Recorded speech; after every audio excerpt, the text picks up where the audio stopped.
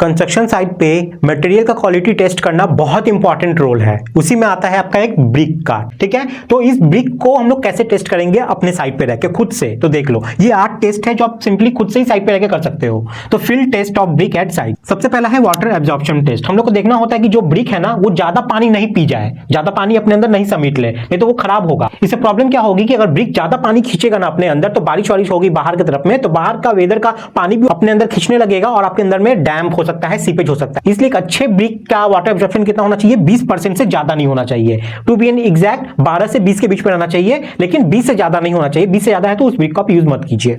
उसके बाद crushing strength test. Brick को रख के हम लोग कंप्रेसिव टेस्ट करके देखते हैं कि वो कितना लोड ले पा रही है। तो देख लीजिए कम से कम जो ब्रिक 3.5 न्यूटन पर मिलीमीटर स्क्वायर का लोड ले सकता है, उसी को आपको कंस्ट्रक्शन साइट में यूज करना है, ठीक है। उसके बाद है एफ्लोरेसेंस टेस्ट। एफ्लोरेसेंस क्या? नोना।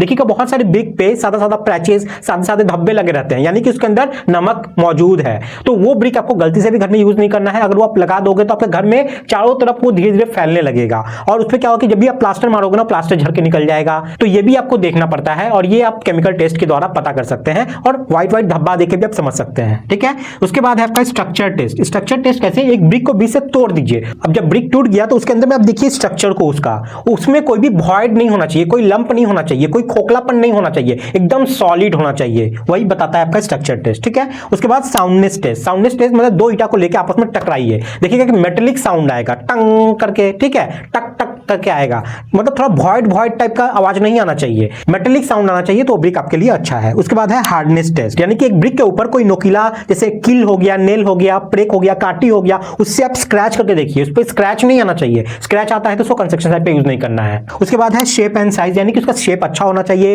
यूनिफॉर्म होना चाहिए, ये नहीं कि टेढ़ा उबर खाबर है, ऐसा नहीं, एकदम प्रॉपर होना चाहिए और जो माप का आप मंगाए हो सारा उसी माप का हो तो ज्यादा अच्छा रहेगा।